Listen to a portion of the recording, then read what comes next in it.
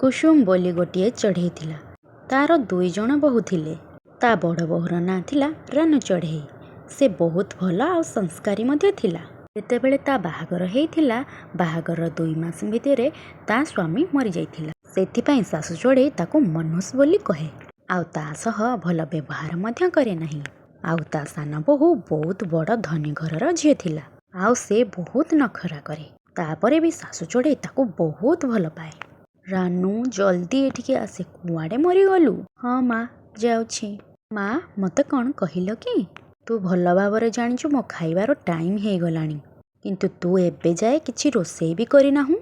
ଶାଶୁ ମା, ଘରେ କିଛି ବି ପରିବା ନଥିଲା। ମୁଁ ସକାଳୁ ସକାଳୁ ପରିବା ପାଇଁ ଯାଇଥିଲି। ଆଉ ଏବେ ପରିବା ଧରିକି ଆସୁଛି। ଆଚ୍ଛା ହଉ, ଜଲ୍ଦି ଯା ରୋଷେଇ କର। ଏବେ ମୋ ମୁହଁ କ'ଣ ଦେଖୁଛୁ? ଶାଶୁ ମା, ମୁଁ ଏବେ ତୁମ ଖାଇବା କରିକି ଆଣୁଛି।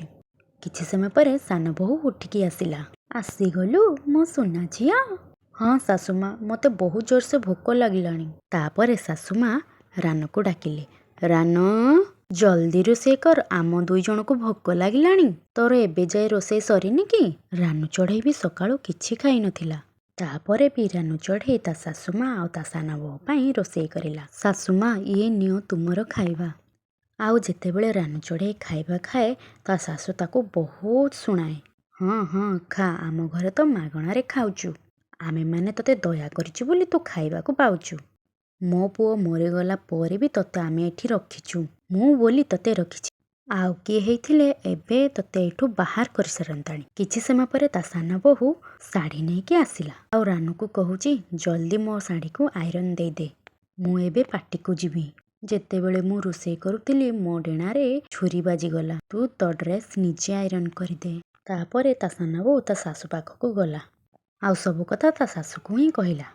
ତାପରେ ଶାଶୁ ଚଢ଼େଇ ରାଗିକି ରାନୁ ପାଖକୁ ଗଲା। ଆଉ ତାକୁ ବହୁତ ଗାଳି କଲା। ତୁ ତ ବହୁତ ଚାଲାକ, ଖାଲି ମାଗଣାରେ ଖାଇବୁ। ଏ ଘରେ ରହିବାକୁ ହେଲେ ତତେ ସବୁ କାମ କରିବାକୁ ପଡ଼ିବ। ଜଲ୍ଦି ଯା, ଏ ଶାଢ଼ୀ ଆଇରନ୍ କରିକି ଆଣିବୁ। ନହେଲେ ମୁଁ ତତେ ଏ ଘରୁ ବାହାର କରିଦେବି। ତାପରେ ରାନୁ ଚଢ଼େଇ ଆଇରନ୍ ଦେବାକୁ ଗଲା।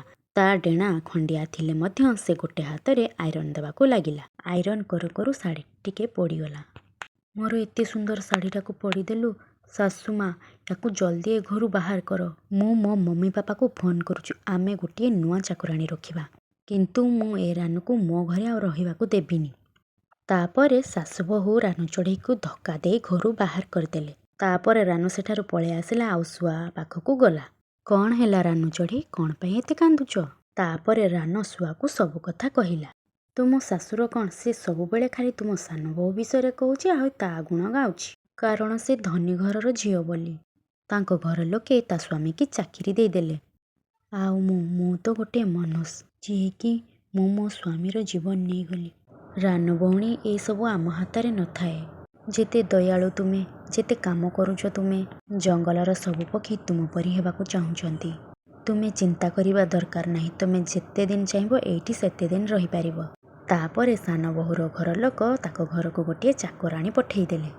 ଆଉ ସେ ଘରର ସବୁ କାମ କରେ। ଆଉ ଏସବୁ ଦେଖି ଶାଶୁ ମା ତ ବହୁତ ଖୁସି ଥିଲେ।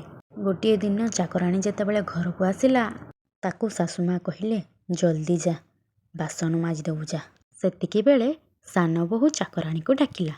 ଝୁମୁରି, ମୋ ପାଇଁ ଜଲ୍ଦି ଯା, କିଛି ଭଲ ଖାଇବା କରିକି ଆଣେ। ଆରେ ଝିଅ, ସେ ଆଗ ବାସନ ମାଜି ଦଉ। କ'ଣ ଶାଶୁ ମା, ଖାଲି ବାସନ ପଛରେ ପଡ଼ିଛ? ସେ କାମଟା ତମେ ବି କରିପାରିବ। ଖାଲି ବସିକି ମାଗଣାରେ ଖାଇ ଜାଣିଛ। କିଛି ତ ଗୋଟେ କାମ କର। ସାନ ବୋହୂ, ମୁଁ ଏ ବୟସରେ କି କାମ କରିବି? ମୁଁ ତ କିଛି କରିପାରିବିନି। ତାହେଲେ ତମ ମୁହଁ ବନ୍ଦ କରିକି ରଖ। ଏହିପରି କିଛି ନା କିଛି କଥା ସାନ ବୋହୂ ତା ଶାଶୁକୁ ସବୁଦିନେ କହୁଛି। ଆଉ ତା ଶାଶୁ ତାକୁ କିଛି କହିପାରୁନି। କାରଣ ତା ପୁଅ ତା ସ୍ତ୍ରୀ କଥା ହିଁ ଖାଲି ଶୁଣୁଛି। ଗୋଟିଏ ଦିନ ସାନ ବୋହୂ ତା ସ୍ୱାମୀକି କହୁଛି, ଏ ଘରେ ରହି ରହିକା ମୁଁ ଥକି ସାରିଲିଣି। ସବୁବେଳେ ତମ ମା ମୋତେ କିଛି ନା କିଛି କହୁଛନ୍ତି। ମୁଁ ମୋ ବାପା ସହିତ କଥା ହେଇସାରିଛି। ସେ କହିଲେ ତୁମେ 2 ଜଣ ସହରକୁ ଆସ ଭାରି। ମୁଁ ଯାଉଛି ସବୁ ପ୍ୟାକିଂ କରିବି। କାଲି ଆମେ ଏଠାରୁ ଯିବା ଭାରି। କ'ଣ ମା ଏ ବିଷୟରେ ସବୁ ଜାଣିଛି? ମୁଁ ତାଙ୍କୁ କହିପାରିବିନି, ତମେ ଯାଅ କହିବ। ତାପରେ ରାତିରେ ତା ପୁଅ ଆସିକି ତା ମାଆକୁ କହୁଛି, ମୁଁ ଆଉ କୁନି ଏ ଘର ଛାଡ଼ିକି ଆମେ କାଲି ଯିବୁ ଭାରି। ପୁଅ ତୁ ଯଦି ଯିବୁ ଭାରି ମୋ କଥା କିଏ ବୁଝିବ? ମା ତମେ ଏତେ ବି ବୁଢ଼ୀ ହେଇନ ଯେ କାମ କିଛି କରିପାରିବ ନାହିଁ। ରୋଷେଇ କରିବା ଆଉ ସଫା କରିବା ତ ତମେ କରିପାରିବ। ୟା ଛଡ଼ା ଆଉ କ'ଣ କାମ ଅଛି? ମୁଁ ମଝିରେ ମଝିରେ ପଇସା ତ ପଠେଇଦେବି। ତାପରେ ଶାଶୁମା ତା ପୁଅକୁ ବହୁତ ବୁଝାଇଲା, କିନ୍ତୁ ତାର ପୁଅ ତାର ଗୋଟେ କଥା ବି ରଖିଲାନି। ତାପରେ ସେମାନେ ସ୍ୱାମୀ ସ୍ତ୍ରୀ ସକାଳେ ସହରକୁ ଚାଲିଗଲେ। ତାପରେ ଶାଶୁମା ଘରର ସବୁ କାମ କରିବାକୁ ଲାଗିଲା। ଘରର ସବୁ କାମ କରି କରି ଶାଶୁମାକୁ ଜ୍ୱର ହେଇଗଲା। ତାପରେ ସେ ଶୁଆ ଘରକୁ ଗଲା। ଆଉ ସେ ସେଠି ରାନୁକୁ ଦେଖି ବହୁତ ମନ ଦୁଃଖ କରିଲା। ଆଉ ରାନୁ ଶାଶୁମାକୁ ଦେଖି ବହୁତ ଖୁସି ହେଇଗଲା। କ'ଣ ହେଲା ମାଝି, ତୁମ ଦେହ ଖରାପ କି? ଶୁଆ ମୋ ଦେହ ଭଲ ନାହିଁ, ଆଉ ବହୁତ ଭୋକ ମଧ୍ୟ ଲାଗୁଛି। ମୋତେ ଜ୍ୱର ହେଉଛି।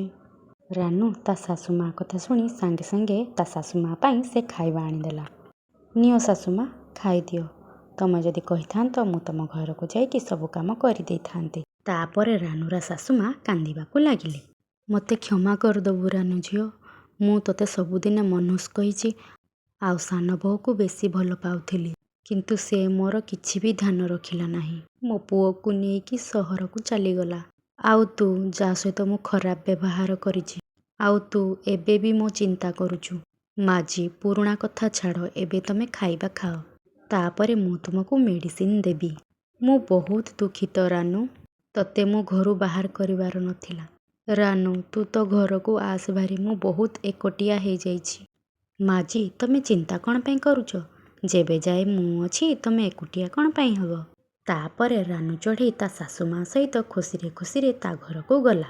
ତ ସାଙ୍ଗମାନେ ଭିଡ଼ିଓଟି କେମିତି ଲାଗିଲା କମେଣ୍ଟ ସେକ୍ସନରେ ନିଶ୍ଚୟ ଜଣାଇବେ। ଆଜି ପାଇଁ ଏତିକି, ପୁଣି ଆସିବେ କିଛି ନୂଆ ଭିଡ଼ିଓ ନେଇ। ନମସ୍କାର, ଧନ୍ୟବାଦ, ଜୟ ଜଗନ୍ନାଥ।